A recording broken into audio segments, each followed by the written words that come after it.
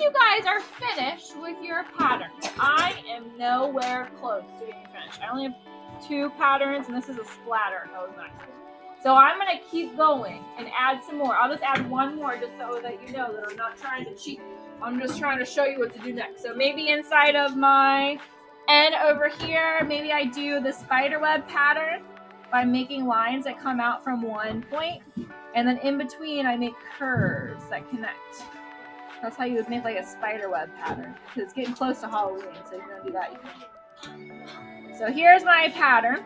And now I'm going to pretend that I'm done. So the first thing you're going to do, 3rd grade, hey, you're going to show me. I'm going to go, Mrs. Hedesheimer, I'm finished. And I'm going to say, you're almost finished, do a little bit more. Or I'm going to say, awesome, go ahead and start painting.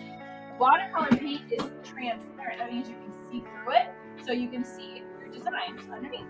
So you're going to get one of these, and they might look a little bit gross. That is okay. You're going to share that with your neighbor. So there's my paint. You're also going to get water and a paintbrush. Okay.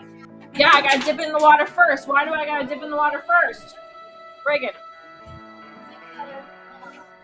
The paint is dry. Yeah, it's sticky and dry when you don't get it wet. So you have to get it wet. Right, when you get it wet, you wake it up. Say, wake up, paint. I know. Should I pour the water in? No, that is a gigantic mess. Holy moly, a 1st grader did that the other day, and it was such a pain to clean that up. We had to kind of throw some of the paint away.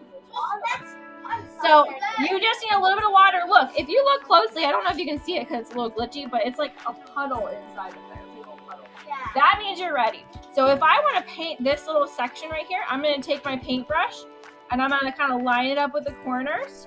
And then it's going to be wet. I'm just going to spread it out. So say it with me, spread it out. All right, that looks really nice. Now maybe I can get some more green and decide where else I want green to be. So if I want green to be in this corner of this N right here, I can turn my paintbrush sideways so it's skinny, and I can get it in the corner a little bit easier. Then I can turn it, and I can fill in the bigger area. So here's what I like to do, guys. Raise your hand if you can do this too. I like to go around the edge first, and then fill it in. Anybody else like to do that?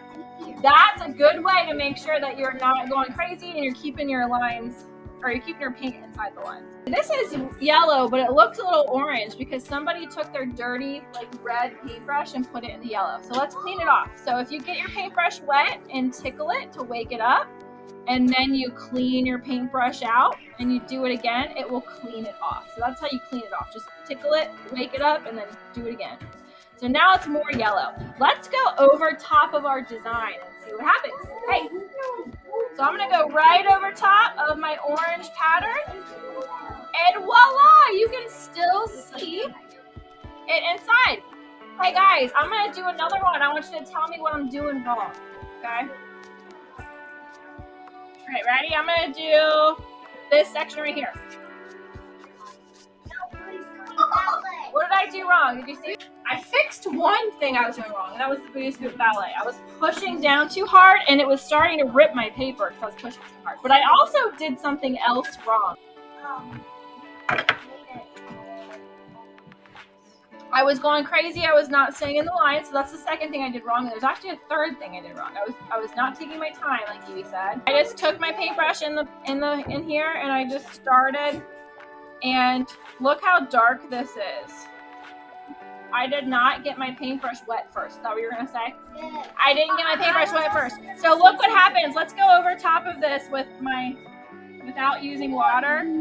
Uh-oh, can you see my spider web? No. So this is what happens. If it's sticky, like this one's sticky over here, that's how I know it's wrong. Or if it's not, if it's covering everything up, stop. Stop what you're doing. Clean off your brush right away. Get all the paint off. You don't need any more paint.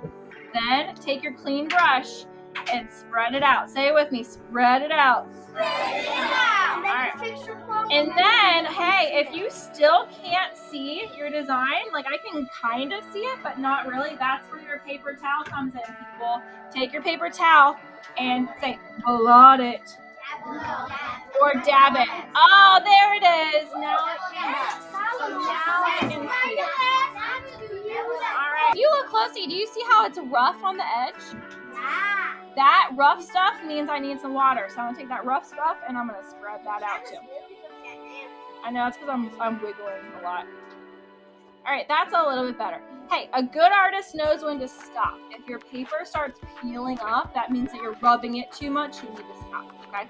All right, so I'm gonna keep going. I'm gonna clean my brush and do as many shapes as I can, and then eventually it'll look like the one on the 3rd grade board. That's how you know you're finished.